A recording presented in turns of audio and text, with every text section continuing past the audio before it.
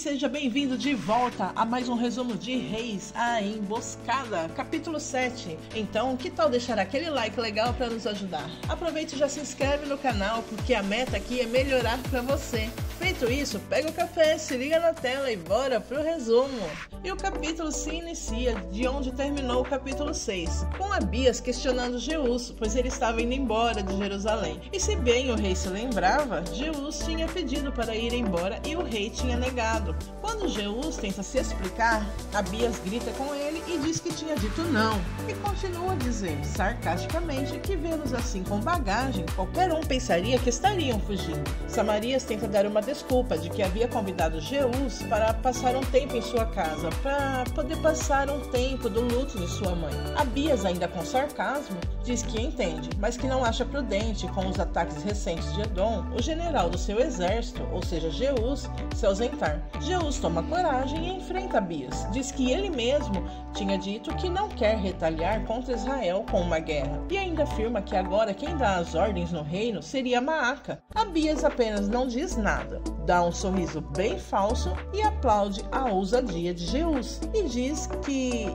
até que enfim o verdadeiro Jeús apareceu. Abias começa a falar então, diz que entende Jeús, pois deve ter sido difícil para ele, o mais preparado para assumir o trono, ter que se submeter ao filho mais fraquinho do rei Roboão. Então de repente Abias diz que eles podem ir embora, pois não precisa mais dele. Jeús ainda pergunta se é verdade que eles podem ir, e Abias diz que sim, e que não precisa mais voltar. Porém, quando estão saindo, Abias pede que esperem, pois ele havia se esquecido. O rei volta atrás e diz que não é de perdoar. Os soldados sacam suas espadas, e Abias pede que prendam eles nos aposentos de Malate, e diz a Jeús que chegou a hora de ajudar a conhecer quem é quem entre os filhos de Roboão. Nos aposentos do rei Jeroboão, ele pede que Raquel se apresse e fale o que quer. Ela, porém, joga um pouco de conversa fora e o provoca, dizendo que ficou surpresa, sendo ele um homem que tem muitas esposas, acabar sozinho como ele estava.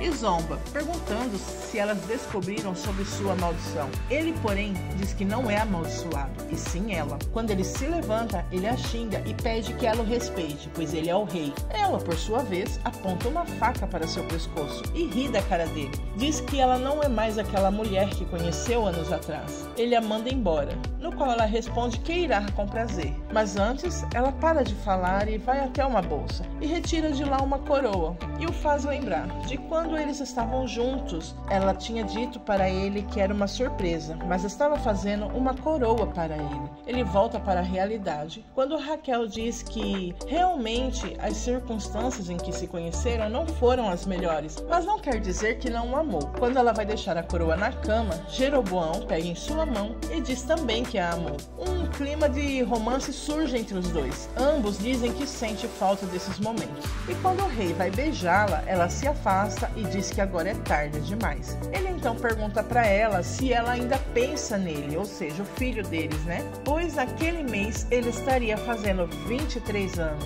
E foi depois que ele se foi que se afastaram um do outro. Quando Raquel cita a profecia, Jeroboão se irrita novamente. Ela apenas pega suas coisas e diz para ele pedir aos homens dele que deixem o acampamento dela em paz, pois ele havia prometido isso. Ele concorda e ela vai embora. Mas antes dela sair, ele a chama e diz que toda vez que olha para ela, se lembra de Abias, o filho deles, e também da profecia. Ela olha para ele e diz que sabe. Na cena seguinte, Jucal empurra Jeús para o quarto, e Jeús, com raiva, diz que deveria ter quebrado a cara dele naquele dia, o que leva Jucal a se lembrar o dia em que ele tentou forçar Joela a um relacionamento mais íntimo, e na tentativa, Jeús escuta os gritos de Joela por socorro e vai então ajudá-la.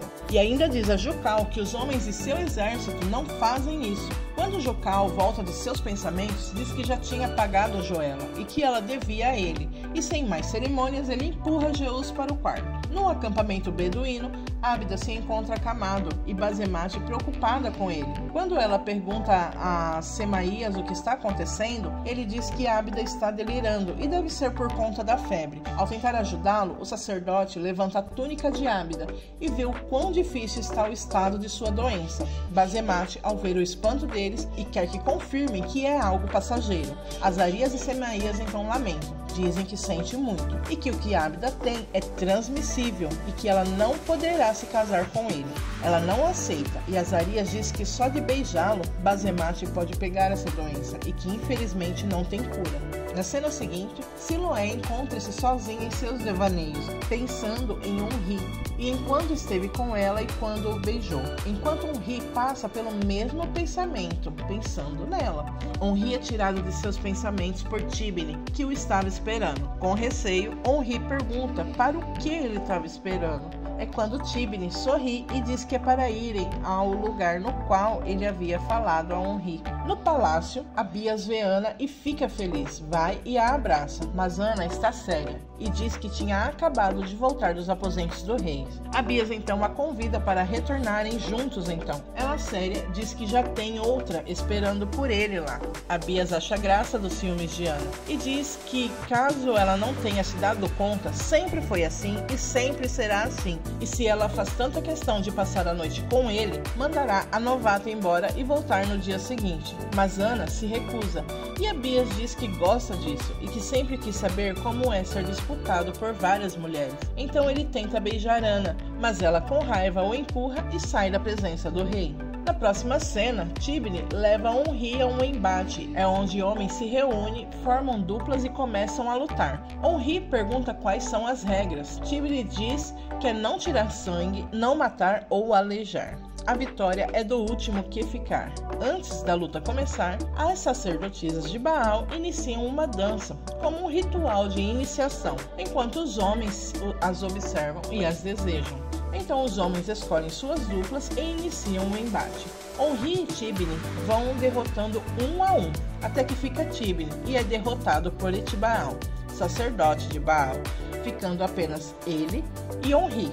A luta é severa e nenhum dos dois se deixam derrotar. Porém, Onri derrota Etibaal num mata-leão, deixando todos surpresos. Enquanto Onri comemora, ele vai falar com Tibni, e é nesse momento que o sacerdote de Baal se levanta e devolve o golpe, derrotando Onri. Com Onri caído no chão, Tibni diz que ele teria vencido se não fosse tão ingênuo. No acampamento dos beduínos, Basemate triste fala com Deus, diz que ele sempre foi bom com ela, deu forças na morte da mãe e depois a do pai, ajudou-a quando quase se entregou a outro homem e assim continua sua oração. É então que ela pede a Deus que ele cure Ábida, pois não acha justo que ele se vá. Logo nesse momento em que Ábida está vivendo uma nova vida com Deus e decentemente, e também está com ela, implora a Deus por cura. Nos aposentos do rei Abias, uma de suas novas esposas se veste e prepara-se para sair. É quando Abias, cabisbaixo, desculpa-se com ela por não ter conseguido o que de fato deveria acontecer. Diz que não é culpa dela, mas os últimos acontecimentos, como aquele próprio dia, foi complicado para ele e eles podem tentar outro dia. Ainda no palácio, Maaca, em seus aposentos, chora pela ausência de Asa. É quando Jeconias chega atendendo a um chamado de Maaca. A rainha mãe diz que está se sentindo sozinha e, sem nenhum pudor, começa a dar em cima dele, que de início tenta recusar, pois Maaca havia dito para ele esquecer a noite que passou com ela, mas ela o abraça e diz que sentiu saudades dele e continua a seduzi-lo com palavras e carícias, e ele acaba se rendendo ao seu encanto.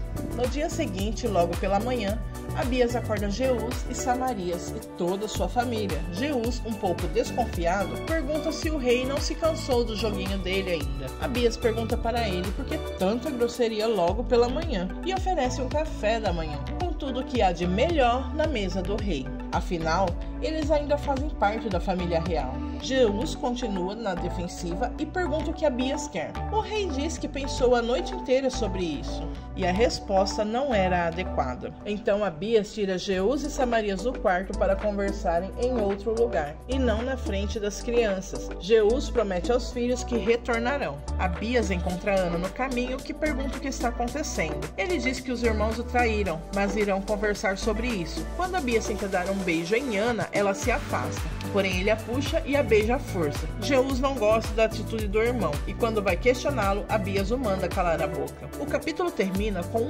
tronco sendo erguido no meio de Jerusalém. Metabel e Deborah conversam supondo que a ideia foi de Maaca para envergonhar alguém na frente de toda Jerusalém. Abias chega com Jeús e Samarias e diz que na noite anterior não conseguiu dormir, pensando na audácia dos irmãos ao enfrentá-lo. E diz que pensou que eles estavam fazendo isso pois ele não seria capaz de puni-los e por achar que todos pensariam assim dele. Então por isso mandou erguer o tronco, assim que todo e qualquer súdito que enfrentá-lo vai dar uma passadinha por ele. E ainda pergunta aos irmãos: será que vocês vão inaugurá-lo para mim hoje? Tenso, né, gente? Abias está mostrando um outro lado de sua face. Será que ele está revelando ser quem realmente é? E este resumo termina por aqui.